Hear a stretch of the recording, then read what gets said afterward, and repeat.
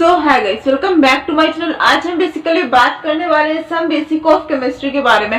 As you all know कि मैंने पिछले वीडियो में भी इसको कवर कर दिया था, लेकिन इसमें कुछ ऐसी चीजें थी जो कि आपको नीट में फंसा सकती हैं। तो हम आज जो बेसिकली बात करने वाले हैं वो कुछ अलग तरीके से पढ़ाएंगे इसमें, जिसमें कि आपको समझ में आएगा कि ये जो हमारी सम बेसिक ऑफ केमिस्ट्री है इसको हमको किस तरीके से अच्छे से पढ़ना है। मतलब ये चैप्टर ना ज्यादा बड़ा है ना कुछ, बस इसमें कुछ ऐसी चीजें जो कि मैथमेटिकल है, फिजिक्स भी इसमें कुछ ऐड है, मतलब सब हम आपको अच्छे से पढ़ाएंगे। तो चलिए स्टार्ट करते हैं। आप जैसे कि बोर्ड पे देख पा रहे होंगे, हम आज चैप्टर स्टार्ट करेंगे some basic concept of chemistry. ये एक बहुत ही इंपॉर्टेंट चैप्टर है। ये सब अभी हम आपको एक और वीडियो बनाएंगे जिसमें कि हम आपको ये बताएंगे कि physics, chemistry, bio of class 11th and 12th का जितना भी कंप्लीट कोर्स होता है नीट का, उसमें आपको कितने कितने चैप्टर का मार्क्स वेटेज क्या क्या होता है नीट में, तो उसको भी हम आपको बताएंगे जिस हिसाब से आप अच्छे से पढ़ सकें। अभी तक हमने जितना भी देखा है, मैं 11th अकॉर्डिंग टू 11th मैंने जितना भी देखा उसमें हमको पता चला कि केमिस्ट्री में सबसे इंपॉर्टेंट चैप्टर होता है केमिकल बॉन्डिंग, जो कि नीट में पिछले 5-6 सालों से लगातार कंटिन्यू जो है 5-6 नंबर का वो एक चैप्टर पर्टिकुलर पूछा जा रहा है। तो वो चैप्टर बहुत ही इंपॉर्टेंट है और ये जो चैप्टर है ये बहुत ही ज्यादा होगा, तो एक नंबर या फिर 2-3 नंबर, बस 2 नंबर इसकी लिमिटेशन, उससे तो नहीं पूछा जा सकता है। अब आप ये सोच रहे हो कि हम अब इस चैप्टर को छोड़ भी सकते हैं। हाँ, छोड़ सकते हो, लेकिन अगर इस चैप्टर को नहीं पढ़ा तो क्या पढ़ा, क्योंकि इस चैप्टर से ही जो है काफी सारी चीजें अराइज होती है। यहाँ पर आप एलिमेंट सिर्फ पढ़ पा रहे हो, वहां आपको एलिमेंट के बारे में आगे सब पढ़ना है, तो जब तक ये नहीं पढ़ोगे तो वो कैसे आप कर पाओगे। तो इसलिए ये चैप्टर बहुत ही ज्यादा इंपॉर्टेंट है। जो चैप्टर्स का आप मार्क वेटेज देकर मत पढ़िए, अभी आपको 11th 12th में सारा कुछ पढ़ना है। देन उसके बाद आप रिवीजन के लिए आप उन्हीं चैप्टर पे ज्यादा फोकस कीजिए जो कि नीट में पूछे जाते हैं, लेकिन उसके पहले हमें पढ़ना सब पड़ता है। ठीक है, अब चलिए स्टार्ट करते हैं। चैप्टर का नेम है some basic concept of chemistry. उसके बाद some basic concept of chemistry, इसमें है क्या, केमिस्ट्री है क्या। आप सभी को पता है कि हम साइंस की दुनिया में पूरे घिरे हुए हैं, है ना, ये सभी को पता है। लेकिन हमें ये भी पता होना चाहिए कि जो साइंस है बेसिकली 3 पार्ट में डिवाइड है, physics, chemistry and biology. Biology भी 2 पार्ट में अलग डिवाइड है, बॉटनी हो गई, जियोलॉजी हो गई। तो यहाँ पर हमको उसके बारे में कोई बात नहीं करनी है, सिर्फ इतना जानना है कि केमिस्ट्री। तो जो केमिस्ट्री होती है इसमें हम क्या करते हैं, केमिकल सब्सटेंस की स्टडी करते हैं। क्या करते हैं, केमिकल सब्सटेंस की स्टडी करते हैं। ये बहुत ज्यादा अच्छा चैप्टर है जो कि आपके लिए बहुत ज्यादा समझने वाला होगा, जो आपको समझ में भी आएगा। काफी बच्चे इसको पढ़ भी चुका होगा, लेकिन कुछ चीजें ऐसी हैं जो कि पढ़ना इंपॉर्टेंट है ना। हम किससे, अब केमिस्ट्री में हम किन चीजों से घिरे हुए हैं। बात करें केमिस्ट्री में, देखो फिजिक्स में अगर बात करें तो हम मैटर्स, एनर्जी, इन सब चीजों से घिरे हुए हैं। अब फिजिक्स के टीचर बोलते हैं कि हमको यहाँ सिर्फ एनर्जी पढ़ना है, मैटर से हमारा कोई नहीं है, वो हम केमिस्ट्री में पढ़ेंगे। अब यहाँ केमिस्ट्री में पढ़ रहे हैं तो हमको यहाँ सिर्फ मैटर पे फोकस करना है। ठीक है, अब देखिए हमारे चारों तरफ जितनी भी चीजें हैं सब लिविंग ही तो है, ये बायोलॉजी में हमने पढ़ा है। अब केमिस्ट्री में हम देखेंगे मैटर ही तो है। मैटर क्या होता है, any substance that occupy space and have mass is known as a matter. Table पे रखी हुई बुक मैटर ही तो है, जो बॉटल में पानी है मैटर ही तो है, कोई ना कोई सब्सटेंस है, किसी ना किसी प्लेस को ऑक्युपाई कर रहा है। ये हो गया। अब आप सभी को पता है कि ये सब मैटर होता है, तो ये उतना बताने वाली चीज नहीं है, लेकिन ये चीज आपको याद रखना पड़ेगा कि सबसे इंपॉर्टेंट बात जो आती है वो आती है क्या, कि केमिस्ट्री, हम केमिस्ट्री पढ़ते ही क्यों है। केमिस्ट्री हम पढ़ते हैं इसलिए केमिकल सब्सटेंस की स्टडी करते हैं, उसमें से सब कुछ हम जानते हैं, लेकिन उसके अलावा उनके यूजेस क्या है हमारी डेली लाइफ में। हम फ्यूचर में अगर हमको केमिस्ट्री से कुछ भी बनना है तो क्यों पढ़ते, किन किन चीजों में केमिस्ट्री की स्टडी हेल्प करती है। तो बेसिकली 5-7 बोले तो बहुत ही, जितना बोले उतना ही कम है, लेकिन आपके बुक के अकॉर्डिंग, आपके सिलेबस के अकॉर्डिंग, आपके नीट के अकॉर्डिंग 5-6 यूजेस होते हैं। कितने यूज होते हैं, 5-6 यूज होते हैं। इसको हम यूज करते हैं मेडिसिन में, यूज करते हैं एग्रीकल्चर में, यूज करते हैं, किस में यूज करते हैं, मेडिसिन में यूज करते हैं, एग्रीकल्चर में यूज करते हैं, और आपके नीट में दिया गया कि बायोकेमिस्ट्री में यूज करते हैं, इन्वायरमेंट में भी यूज करते हैं।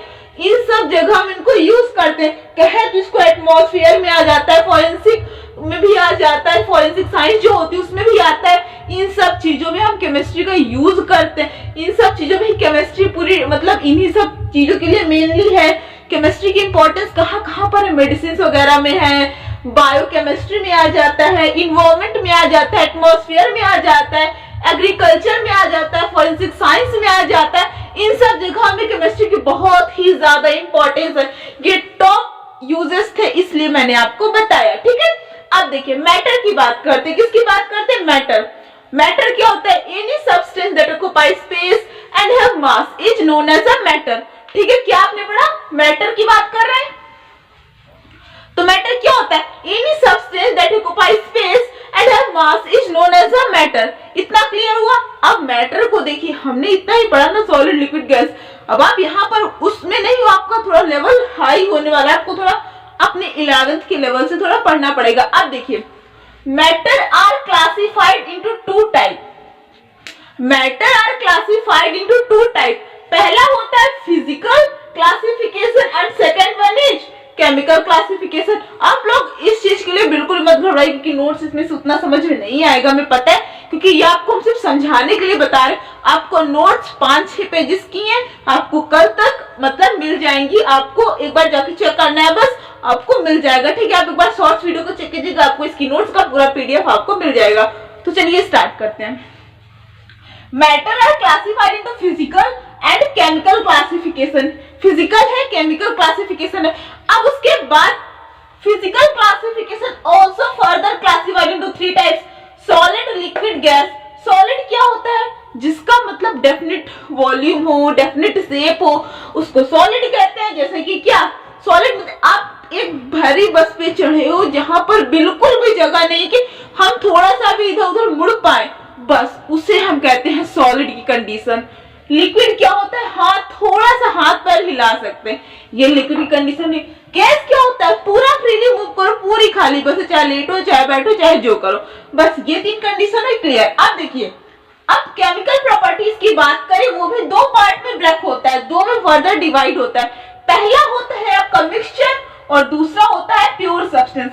Chemical classification are also further divide into 2 type, या फिर 2 वेज, या फिर 2 प्रॉपर्टी, मिक्सचर और प्योर सब्सटेंस।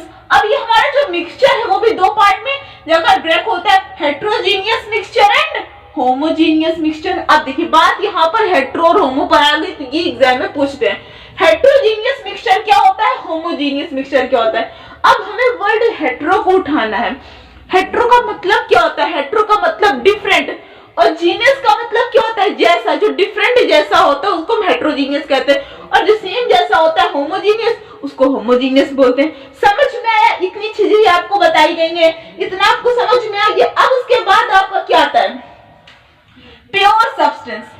ये भी 2 पार्ट में, मतलब 2 में और क्लासिफाई होता है, एलिमेंट और कंपाउंड।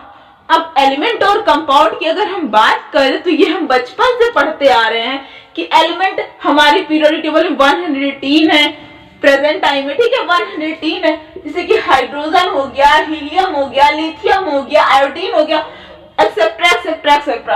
अब कंपाउंड की हम बात करें तो कंपाउंड एलिमेंट जो है हमेशा सिंगल में होते हैं। कंपाउंड क्या होते हैं? कंपाउंड एलिमेंट से मिलके बनते हैं, लाइक MgCl2 हो गया, HCl हो गया, ये सब हमारे क्या होते हैं? कंपाउंड होते हैं। 2 बातें आपको समझ में आ गई। अब उसके बाद हम चलते हैं किसमें? अब 2-4 एग्जांपल हम पढ़ लेते हैं, एलिमेंट और कंपाउंड, इन सब चीजों को हमने पढ़ लिया कि क्या एलिमेंट है और क्या कंपाउंड। अब उसके बाद आपकी बुक में दिया हुआ है जैसे ग्रेफाइट,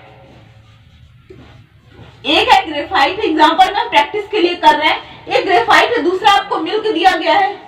ये सब पूछे जाने वाले क्वेश्चन है। मिल्क है, उसके बाद एयर है, ये MCQ में ही फंसते हैं। अब उसके बाद है हमारे डायमंड। जितने CBSE स्टूडेंट है उनके जो है मतलब MCQ होगा तो उसी में ज्यादातर ये पूछे जाएंगे। अब ग्रेफाइट, मिल्क, एयर और डायमंड, ये क्या है? अब बताइए इसमें से कौन प्योर है, कौन मिक्सचर है।